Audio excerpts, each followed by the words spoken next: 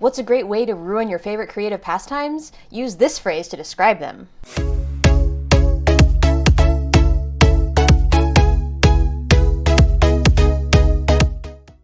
Hi there, my name is Katie Morgan. I'm an indie fantasy author and fiction editor, and welcome to Stupid Phrases, the series where I talk about dumb things I keep hearing in the creative community that I really wish people would stop saying. Just a reminder that we're here to talk about these phrases and some of the baggage attached to them. We're not here to pass judgment on the people who use them. We're not here to be jerks. We just want to think about what we're saying and why it matters to our creative process. Today's phrase is actually one that I've heard a lot of people in different creative communities already talking about, so let's join them. Today's phrase is guilty pleasure, because you should definitely never enjoy something. As always, let's start by talking about definitions. According to Merriam-Webster, guilty is an adjective which means suggesting or involving guilt, which is not super helpful, so let's chase that a little bit. Guilt is a noun that means a feeling of deserving blame for offenses. I think it's interesting to note that some of the synonyms used for the word guilty are blameworthy or shamed.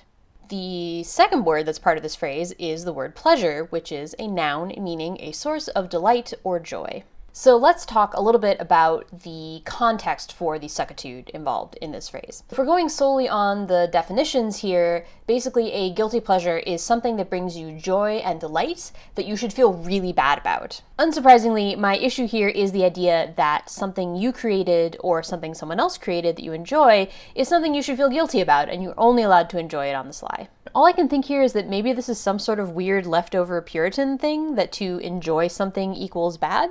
I also think it's worth noting that this phrase is often used in the context of something created by women, such as romance novels, which are not all created by women, but primarily created by women, or something that women and minorities enjoy, such as, say, fan fiction. These are pretty common types of media that are referred to as guilty pleasures. A lot of times I think the phrase guilty pleasure is sort of laughed off like it's a joke that I enjoy rom-coms, or that, I like these action flicks that are kind of silly.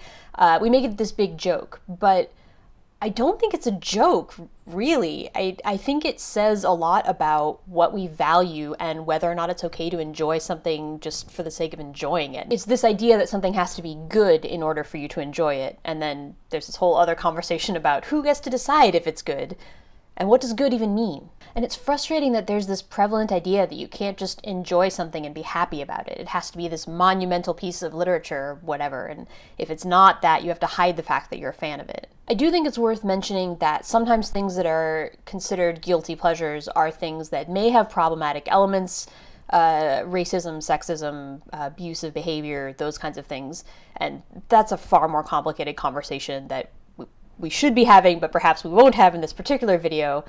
But I think that's a little different than the overall concept of, can you just enjoy something for the sake of enjoying it and not have to feel guilty about it? Because I think what it comes down to is when we create something ourselves, or we're enjoying something that somebody else created, it's about having a good time. It's about engaging with the media. It's about learning something interesting, or just kind of unwinding at the end of the day, or whatever that may be, getting a good emotion out of it. And I think adding this idea of guilt, or that there are rules about what you can enjoy and what you can't enjoy, is just so frustrating and not necessary. I think as a society, we have so many different ways in which we incorporate shame, and it just holds us back in so many ways. And the idea of feeling shame around the books you read or the movies you watch or just the things that you enjoy, it doesn't help the process at all. It doesn't make the experience any more enjoyable. It just makes us all feel bad about everything. So this is one I really wish we could strike from our vocabulary, because I don't think we need yet another thing to worry about when it comes to our creativity and what brings us joy.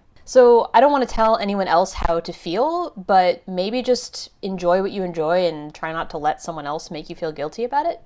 So that's it for this episode of Stupid Phrases. Thanks for watching. If you enjoyed this video, please give it a thumbs up. And if you'd like to see more in this series, don't forget to subscribe. I'd be really curious to hear about some of your favorite stupid phrases, so please leave those in the comments and maybe we can chat about them in a future video. My contemporary fantasy novel Dark Empathy is available in ebook and paperback. I'll have some links to that down below. Thanks again for watching, and I'll see you next time.